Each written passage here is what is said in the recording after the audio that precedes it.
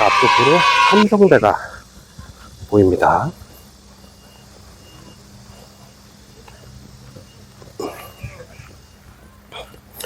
이쪽으로 생태 터널이 있습니다.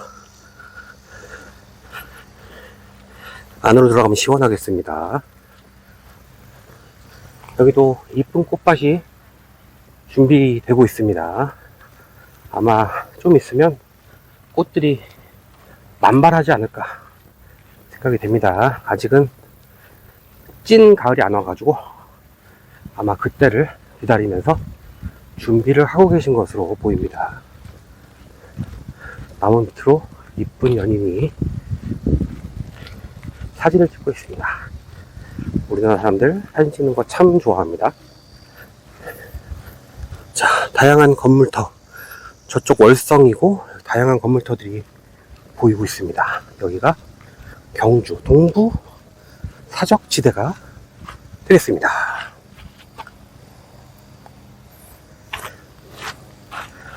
햇볕이 따갑습니다. 아직 가을이지만 햇볕이 매우 따가운 것을 볼 수가 있습니다.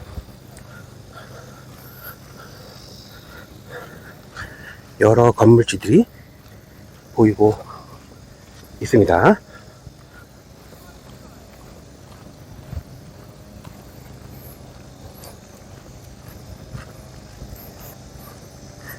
제가 아침을 8시에 먹었습니다. 먹고 싶었던 컵라면과 삼각김밥 그리고 커피를 마셨는데 중간에 커피를 한 잔 더 마셨는데 현재 시간이 1시 18분인데 이 시간 되니까 활동량이 좀 있어서인지 또 배가 고픕니다. 좀 이따 뭐 좀 먹어야겠습니다. 첨성대에 왔습니다.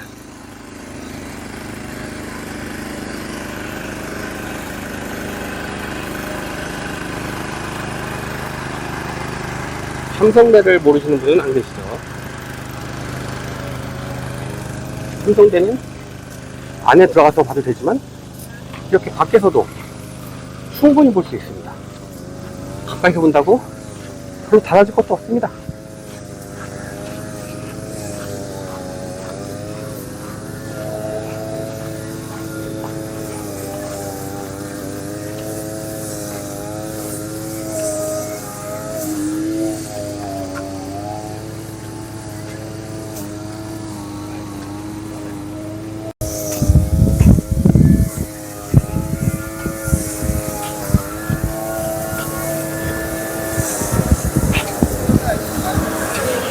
이게 와나?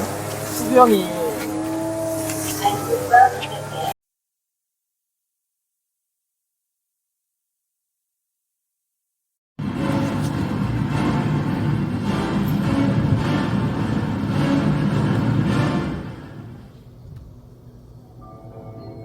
신라 성덕여왕 제2 632년에서 647년대에 만들어진 동양 최고의 천문 관측대입니다. 첨성대가 무엇을 하던 곳이었는지에 대한 학설은 다양하게 제기되어 있으나 여기서는 천체의 움직임을 관측하던 천문대라는 입장에서 작성되었음을 알려드립니다.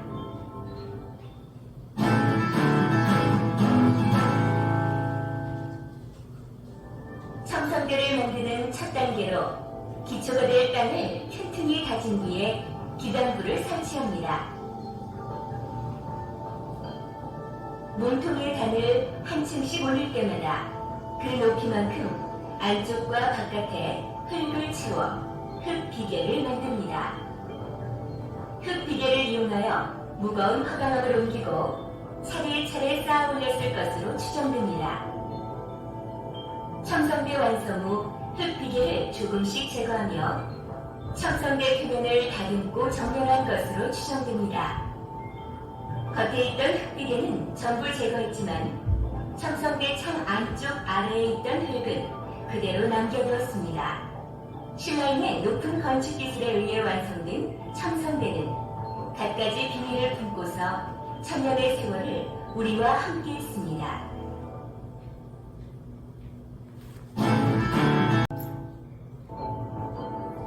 첨성대 구조가 어떻게 이루어졌는지 알아볼까요?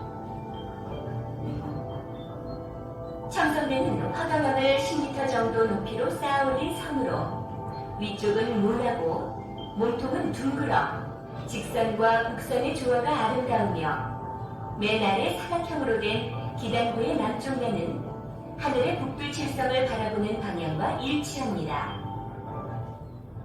무거운 화강암을 다듬어 축조된 첨성대는 높이는 9.17m, 아래지름 5.17m, 지대석 한 변의 길이 5.35m로 구성되어 있으며 전체 무게는 264톤입니다.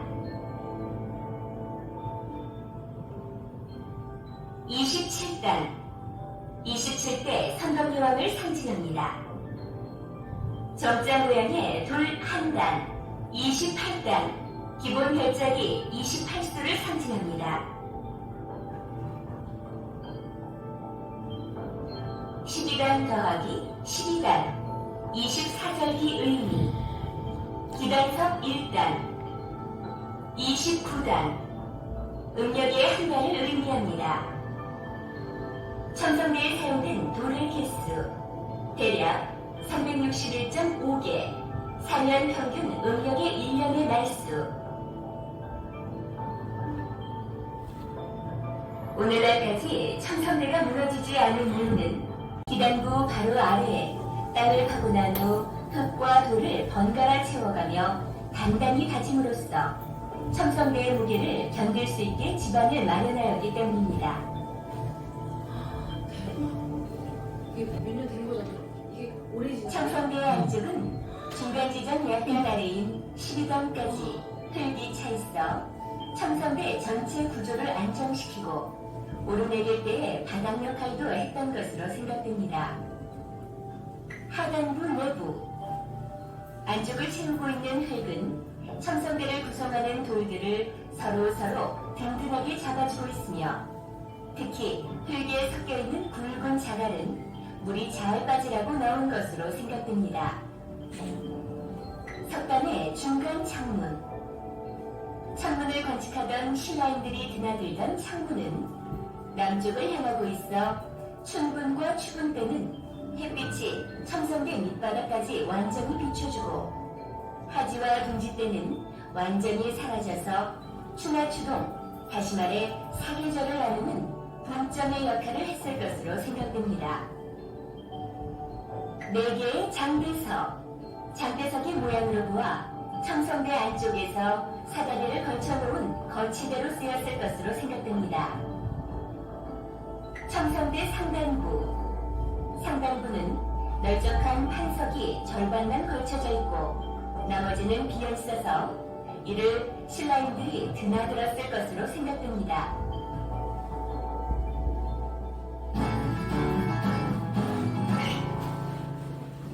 다리 너무 아파. 첨성대는 무엇을 하던 곳이며 어떻게 이용했을까요? 천문 관측 신라인들은 첨성대 상층부에서 별과 달이 시간에 따라 어떻게 움직이는지 살펴보면서 하늘의 이치를 깨닫고자 했습니다. 그래서 선덕여왕 이후에 하늘을 살핀 내용을 적은 천문 기록의 양이 무려 4배로 늘어났을 것으로 생각됩니다. 4개의 장대석의 위치와 모양을 보면 안쪽에도 사다리를 두어 첨성대 상단부에 올라갔을 것으로 보입니다. 사다리를 놓았던 흔적, 창밖의 흔적은 외부에서 사다리를 걸쳐 놓았던 것으로 보이는데 신라인들은 이렇게 사다리를 타고서 입구로 들어갔을 것으로 생각됩니다. 삼국유사에는 선덕여왕 때에 돌을 다듬어서 첨성대를 쌓았고 제17대 매물왕릉은 정성대 서남쪽에 있다고 기록되어 있습니다. 고려사 지리지에는 경주에 첨성대가 있는데 신라 선덕여주가 쌓은 것이다 라고 기록되어 있습니다. 천문학은 하늘의 움직임에 따라 농사 시기를 결정할 수 있다는 점에서 농업과 관계가 깊고 관측 결과에 따라 국가의 기름을 점치던 점성술이 고대 국가에서 중요시되었던 점으로 미루어 보면 정치와도 깊은 관련이 있음을 알 수 있습니다. 제천당설, 하늘에 제사를 올리는 제천 풍습을 들어 이곳 첨성대가 하늘에 제사를 올리던 곳인 제천당이었다는 설이 있습니다. 상징물설, 선덕여왕이 왕에 오른 것을 기념하고 권위를 과시하려고 풍요, 생명, 다산, 신성 등을 의미하는 우물 모양으로 만들었다고 하는 설이 있습니다. 수미산설, 불교의 수미산을 본떠 만든 것으로 첨성대는 하늘과 땅을 연결하여 불교의 이상세계인 불국토로 가려는 마음을 표현했다고 하는 설이 있습니다.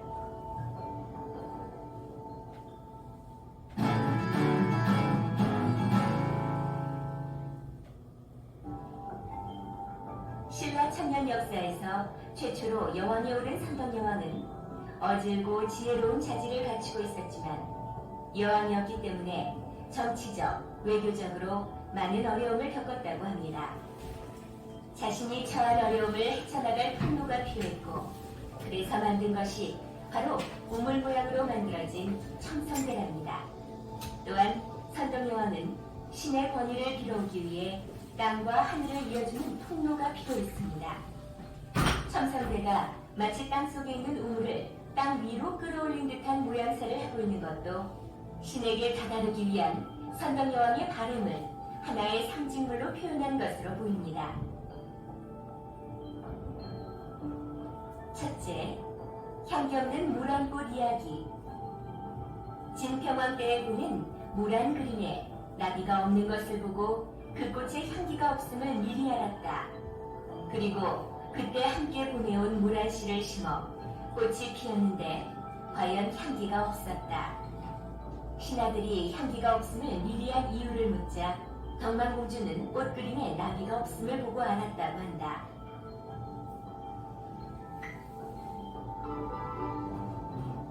신라 진평왕의 맞다는 지혜롭기로 사람들의 칭찬이 마르지 않았습니다. 그녀는 훗날 신라의 왕이 된 선덕여왕. 어느 날 진평왕이 당나라 황